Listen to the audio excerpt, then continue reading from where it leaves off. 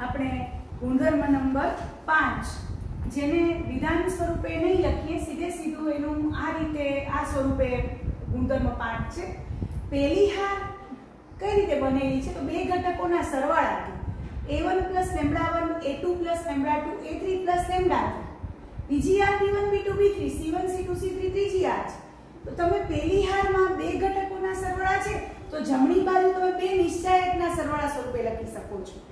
એટલે કે ડાબી બાજુ તમારી પાસે a1 + λ1 a2 + λ2 a3 + λ3 b1 b2 b3 c1 c2 c3 અને તમે એના બે કટકા કરી શકો છો, બે નિશ્ચાયક સ્વરૂપે લખી શકો છો. a1 a2 a3 b1 b2 b3 c1 c2 c3 plus λ1 λ2 λ3 b1 b2 b3 c1 c2 c3. તમે જોવો છો કે ડાબી બાજુમાં બીજી અને ત્રીજી હાર જે છે એ જ જમણી બાજુમાં બીજી અને ત્રીજી હાર છે. ખાલી ફેરફાર શેમાં થયો છે? પહેલી હારમાં. પહેલી હારના કટકા થઈ ગયા, પહેલી હારના બે કટકા થઈ ગયા, એમાંથી બે નિશ્ચાયક સ્વરૂપે આપણે લખ્યું. તો આ રીતે ગુણધર્મ નંબર 5 બધા યાદ રાખશે. તમે ડાબી બાજુ ઉપરથી જમણી બાજુ પણ લખી શકશો, જમણી ઉપરથી ડાબી બાજુ પણ લખી શકશો.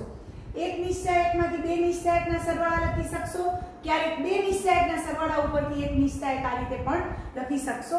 તો બંને બાજુથી તમે આ ગુણધર્મ 5 વાપરી શકશો. તો યાદ રાખજો. હા, અહીંયા જે પહેલી હાર તમને મેં બતાવ્યું એવી રીતે ધારો કે એમ માનીએ કે a1 એક ડેલ્ટા હું લખું છું, a1 b1 c1 a2 plus b2 a3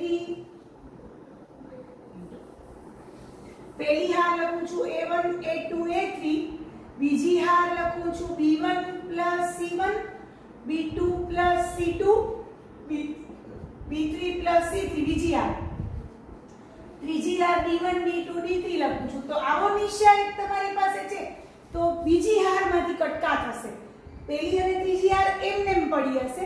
એટલે a1 a2 a3 b1 b2 b3 d1 d2 d3 plus પહેલી હાર a1 a2 a3, બીજી હારમાંથી હવે c1 c2 c3 અને ત્રીજી હાર એ જ રીતે. તો આ રીતે પણ કટકા કરી શકશું. સ્તંભમાં હોય તો પણ તમે લખી શકો. ધારો કે એક એક્ઝામ્પલ તમને આપું, 1 4 5 3 plus x 2 plus y 5 plus z 1 0 3. તો આમાંથી મારે બે નિશ્ચાયકના કટકા કરવા હોય તો બે નિશ્ચાયકના કટકા સ્તંભમાંથી કરી શકું. તો 1 4 5 3 2 5 1 0 3 plus 1 4 5 બીજા સ્તંભના કટકા કરી શકું, x y z 1 0 3. તો આ રીતે તમે ગુણધર્મ 5 બધા સમજ્યા હશો. કોઈ પણ હાર અથવા કોઈ પણ સ્તંભ જો બે ઘટકોના સરવાળા સ્વરૂપે હોય કે ત્રણ ઘટકોના સરવાળા સ્વરૂપે હોય તો એમાંથી તમે નિશ્ચાયકો છૂટા પાડી શકો. બે ઘટકોના સરવાળા સ્વરૂપે હોય તો બે નિશ્ચાયક છૂટા પાડી શકો, ત્રણ ઘટકોના સરવાળા સ્વરૂપે હોય તો ત્રણ નિશ્ચાયક છૂટા પાડી શકો. પણ આપણા કોર્સમાં જનરલી બે ઘટકોના સરવાળા સ્વરૂપે છે. આમાં હાર પણ હોઈ શકે, સ્તંભ પણ હોઈ શકે. તો મેં તમારા સામે ઉદાહરણો લીધા. આ બંને ઉદાહરણો એક્ઝામ્પલ તરીકે, દાખલા તરીકે આ તમે એક ઉદાહરણ લેશો અને બીજું આ ઉદાહરણ લેશો. તો આ રીતે આપણે ગુણધર્મ નંબર 5 શીખ્યા. હવે છેલ્લો ગુણધર્મ કરવા જઈ રહ્યા છીએ તે પહેલા આપણી બુકમાં ઉદાહરણ 10 છે. સાબિત કરો કે આપેલા નિશ્ચાયકનું મૂલ્ય 0. ઉદાહરણ 10 કરી લઈએ પછી ગુણધર્મ નંબર 6 જોશું. તો ગુણધર્મ 6 શું કહે છે તે પહેલા આપણે ઉદાહરણ 10 જોઈ લઈએ. ગુણધર્મ 6 બહુ અગત્યનો છે, એકદમ અગત્યનો છે, જે આપણે આ એક્ઝામ્પલ કર્યા પછી શીખશું. ઉદાહરણ 10 તમારી બુક ટેક્સ્ટ બુક નું ઉદાહરણ 10 આપણે કરવા જઈ રહ્યા છીએ. ઉદાહરણ 10.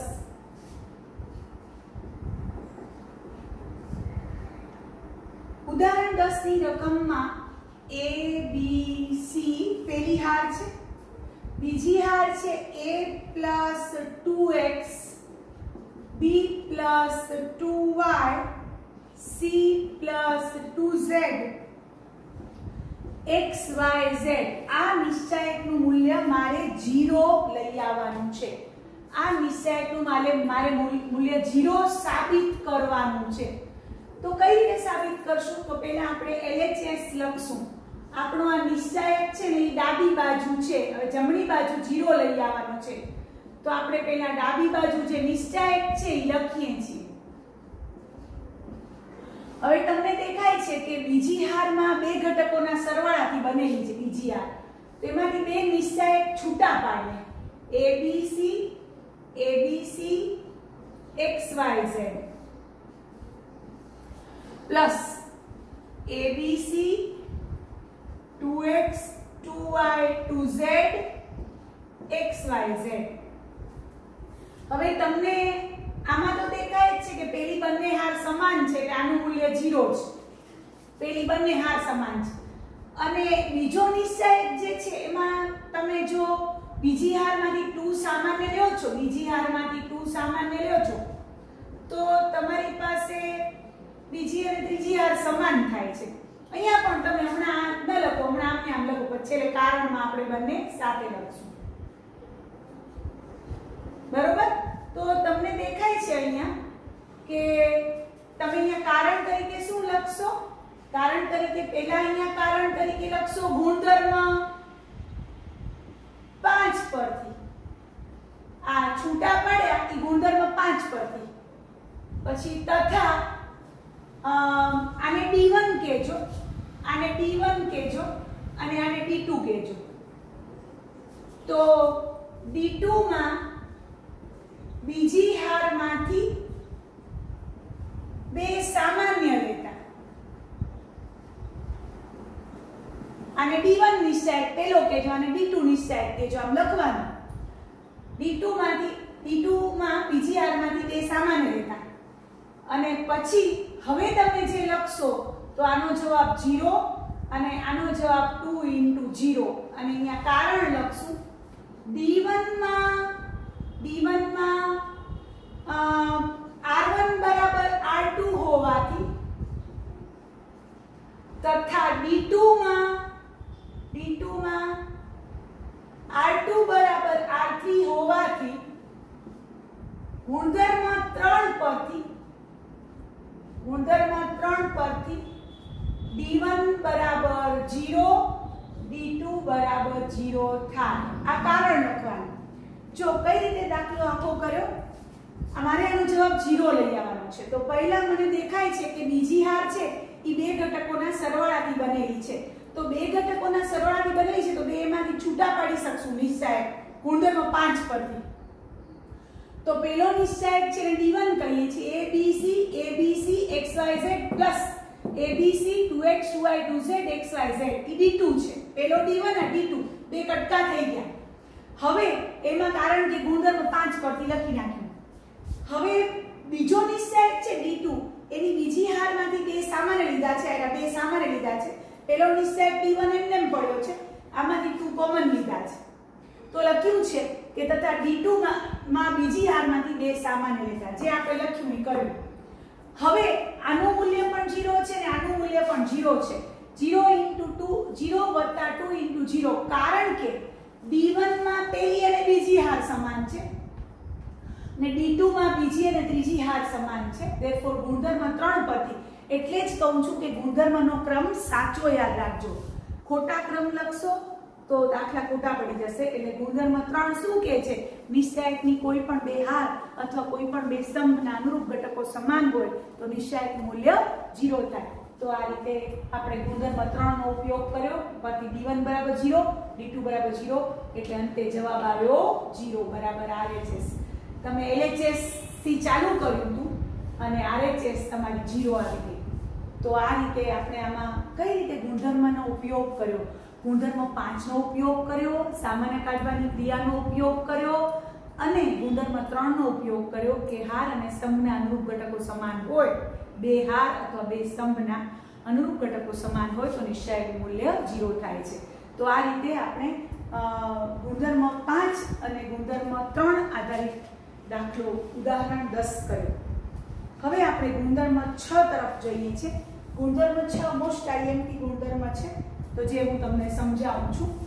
ગુણધર્મ 6 એટલે કે પ્રમેય 6, ગુણધર્મ 6 એટલે પ્રમેય 6.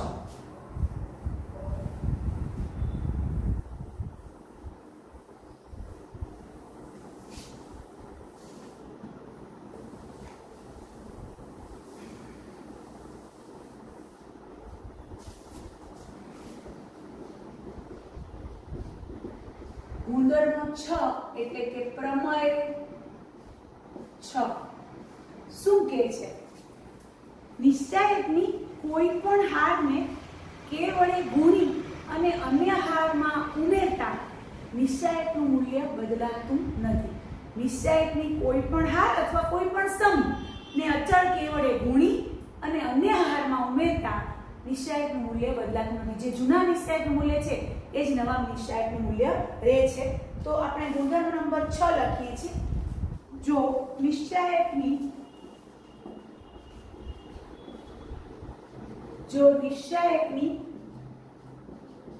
કોઈ પણ હાર અથવા સ્તંભ, કોઈ પણ હાર અથવા સ્તંભ ના પ્રત્યેક ઘટકમાં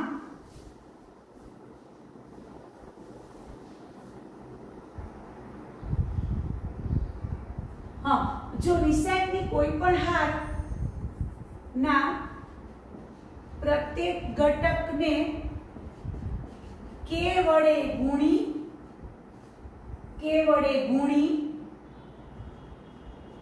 અન્ય હાર અથવા સ્તંભ ના અનુરૂપ ઘટકમાં ઉમેરતા મળતા નવા નિશ્ચાયકનું મૂલ્ય બદલાતું નથી. જો નિશ્ચાયકની કોઈ પણ હાર અથવા કોઈ પણ સ્તંભના પ્રત્યેક ઘટકને કે વડે ગુણી અન્ય હારના અનુરૂપ ઘટકમાં ઉમેરતા મળતા નવા નિશ્ચાયકનું મૂલ્ય એનું એ જ રહે છે અથવા બદલાતું નથી. તો આપણે આ કયો સંકેત, ચોથો સંકેત આપણે વાપરવાનો છે. એટલે કે તમે જો જેમી હારને કે વડે ગુણી અને આઈની હારમાં ઉમેરો તો મળતો નવો નિશ્ચાયક જે છે એનું મૂલ્ય બદલાતું નથી. જૂનો નિશ્ચાયક હતો એનું જે મૂલ્ય મળે છે એ જ આ ક્રિયા લગાડવાથી નિશ્ચાયકનું મૂલ્ય બદલાતું નથી. એટલે ફરીથી બોલું છું કે જેમી હારને કે વડે ગુણી આઈની હારમાં ઉમેરવાથી મળતો જે નવો નિશ્ચાયક હશે એનું મૂલ્ય અને જૂના નિશ્ચાયકનું મૂલ્ય બંને કેવા હશે? સમાન. અને જે i is not equal to j ખાસ યાદ રાખવાનું છે. એવું નથી કે પેલી ઝાડને કે વડે ગુણીને પેલી ઝાડમાં ઉમેરતા એમ નહીં થાય. અહીંયા જેમી હાર છે તો એના સિવાયની અન્ય હાર લખ્યું છે ખાસ. જો નિશ્ચાયકની કોઈ પણ હાર અથવા કોઈ પણ સ્તંભના પ્રત્યેક ઘટકને કે વડે ગુણી અન્ય હાર અથવા સ્તંભના અનુરૂપ ઘટકમાં ઉમેરતા મળતા નવા નિશ્ચાયકનું મૂલ્ય બદલાતું નથી. એટલે કે ri થી ri plus arj લેતા મળતા નવા નિશ્ચાયક નવો નિશ્ચાયક ડેલ્ટા ડેશ હોય તો ડેલ્ટા બરાબર શું થાય? Delta dash. જૂના નિશ્ચાયકનું જે મૂલ્ય હતું એ જ નવા નિશ્ચાયકનું મૂલ્ય રહેશે. આ ક્રિયા લગાડશો ને તો એના મૂલ્યમાં કોઈ ફેર પડશે નહીં. ફરીવાર જોઈએ છીએ ગુણધર્મ નંબર 6 બધા યાદ રાખશે. નિશ્ચાયકની કોઈ પણ હાર અથવા કોઈ પણ સ્તંભના અનુરૂપ ઘટકને કે વડે ગુણી અન્ય હારના પ્રત્યેક ઘટકને કે વડે ગુણી અન્ય હારના અનુરૂપ ઘટકમાં ઉમેરતા મળતા નવા નિશ્ચાયકનું મૂલ્ય બદલાતું નથી. ખાસ બધા વિદ્યાર્થીઓ યાદ રાખશે. એટલે કે ri થી ri plus krj એટલે કે જેની હારને કે વડે ગુણી i ની હારમાં ઉમેરીએ તો મળતો જે નવો નિશ્ચાયક ડેલ્ટા ડેશ છે તો જૂનો નિશ્ચાયક ડેલ્ટા હોય, નવો નિશ્ચાયક ડેલ્ટા ડેશ મળે, બંનેનું મૂલ્ય કેવું હશે? સમાન હશે. તો આ રીતે આ જ ક્રિયા આપણે સ્તંભમાં પણ લગાડી શકીએ છીએ. ધારો કે ci થી ci પ્લસ k cj લ્યો, જ્યાં i is not equal to j, એટલે કે જેમાં સ્તંભને કેવળે ગુણી i માં સ્તંભમાં ઉમેરતા તો પણ નિશ્ચાયકનું મૂલ્ય બદલાશે નહીં. હાર સાથે હારની જ ક્રિયા લેવાની, સ્તંભ સાથે સ્તંભની જ ક્રિયા લેવાની, મિક્સ કરવાનું નથી, કારણ કે એ શક્ય જ નથી. એ રીત કરવા આપણા કોર્સમાં જ નથી. તો આ રીતે આપણે ગુણધર્મ 6 ગુણધર્મો શીખ્યા છીએ. ગુણધર્મ નંબર 1 તમને યાદ દેવડાવી દઉં છું. ગુણધર્મ 1 એટલે કે પ્રમેય 1 છે, બધા યાદ રાખશે ક્રમ સાથે, સાચો ક્રમ, સાચું વિધાન. નિશ્ચાયકની પ્રત્યેક હારને અનુરૂપ સ્તંભમાં ફરાવતા નિશ્ચાયકનું મૂલ્ય બદલાતું નથી. આ ગુણધર્મ નંબર 1 કહે છે. ગુણધર્મ નંબર 2 છે નિશ્ચાયકની કોઈ પણ બે હાર અથવા કોઈ પણ બે સ્તંભની અદલાબદલી કરવામાં આવે તો નિશ્ચાયકનું મૂલ્ય વિરોધી સંખ્યા મળે છે. એટલે જે મૂલ્ય જૂનું હતું એનાથી વિરોધી સંખ્યા નવા નિશ્ચાયકનું મૂલ્ય મળશે. ગુણધર્મ નંબર 3 નિશ્ચાયકની કોઈ પણ બે હાર અથવા કોઈ પણ બે સ્તંભના અનુરૂપ ઘટકો સમાન હોય તો નિશ્ચાયકનું મૂલ્ય 0 થાય છે. એને ગુણધર્મ નંબર 3 કહેવાય છે.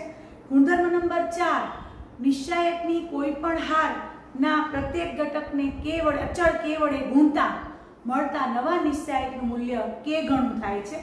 ગુણધર્મ નંબર 5 માં નિશ્ચાયક ડાબી બાજુનો a1 + λ1 a2 + λ2 a3 + λ3 પહેલી હાર છે. બીજી હાર છે b1 b2 b3, ત્રીજી હાર છે c1 c2 c3.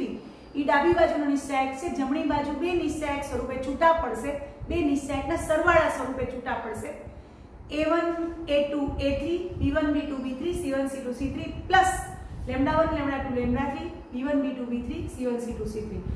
અને ગુણધર્મ નંબર 6 આયરો જે બોર્ડ ઉપર લખ્યો છે, નિશ્ચાયકની કોઈ પણ હાર અથવા સ્તંભના પ્રત્યેક ઘટકને k વડે ગુણી અન્ય હારના અનુરૂપ ઘટકોમાં ઉમેરવામાં આવે તો મળતા નવા નિશ્ચાયકનું મૂલ્ય બદલાતું નથી. એટલે કે કોઈ પણ નિશ્ચાયક પર તમે આ ક્રિયા લગાડો ri થી ri plus krj, જ્યાં i is not equal to j, or ci થી ci plus kcj, જ્યાં i is not equal to j. એટલે શું? ગુજરાતીમાં જેની હારને k વડે ગુણી i ની હારમાં ઉમેરો ને તો નિશ્ચાયકનું મૂલ્ય બદલાય નહીં, અથવા જેમાં સ્તંભને k વડે ગુણીને i માં સ્તંભમાં ઉમેરો ને તો નિશ્ચાયકનું મૂલ્ય બદલાય નહીં. નિશ્ચાયકનું મૂલ્ય જે જૂના નિશ્ચાયકનું મૂલ્ય હતું આ ક્રિયા કર્યા પછી પણ નિશ્ચાયકનું મૂલ્ય બદલાતું નથી.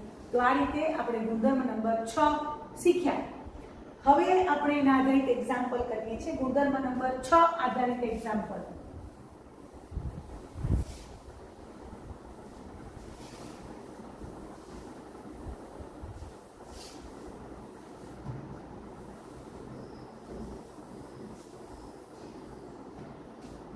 આપણે એક એક્ઝામ્પલ લઈએ છીએ.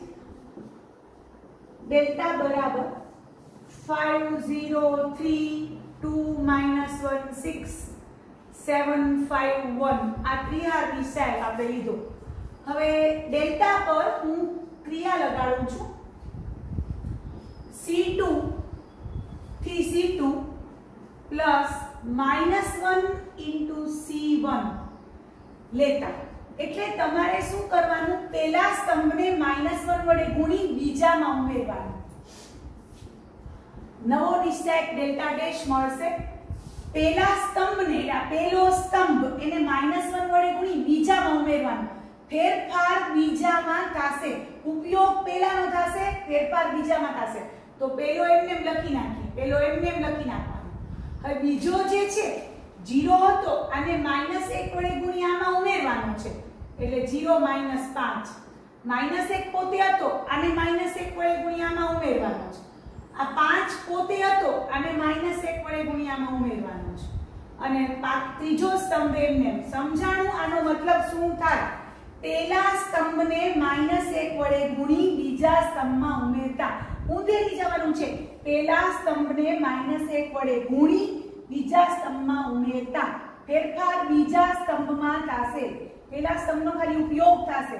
પેલો સ્તંભ 5 to 7 એમને પડ્યો હશે, ફેરફાર બીજા સ્તંભમાં થશે. 0 - 5 -1 -2 5 - 7.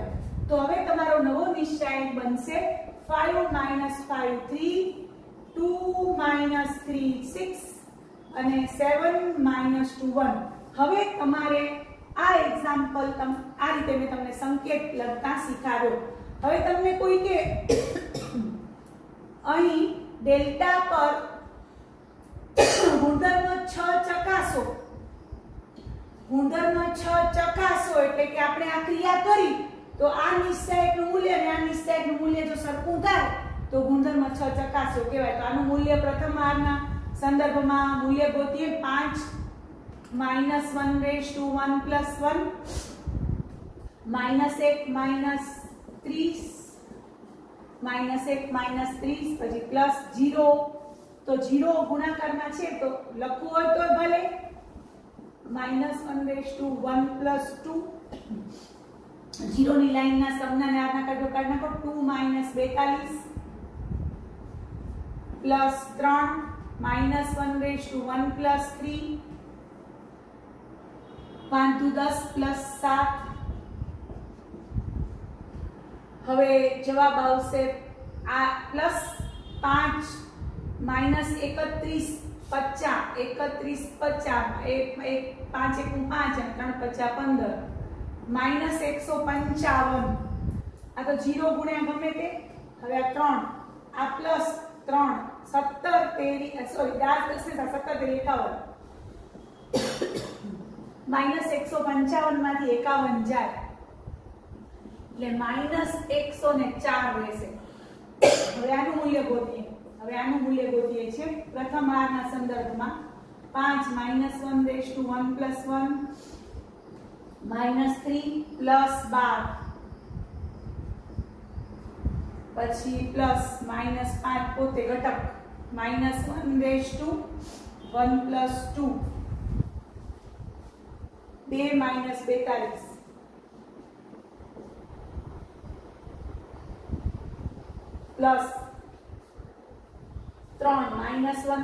1 + 3 -4 + 21. હવે આને સાદું કાપીએ તો આ પ્લસ એટલે 9 × 5 = 45 પછી આ માઈનસ ને આ માઈનસ એટલે +5 અને -40 -40 + 5 એટલે -200 અને અહીંયા આ પ્લસ 3 અને 21 માંથી 4 એટલે 17 17 × 51. હવે 200 માંથી 51 ને 45 5 ને 6 96 બાદ.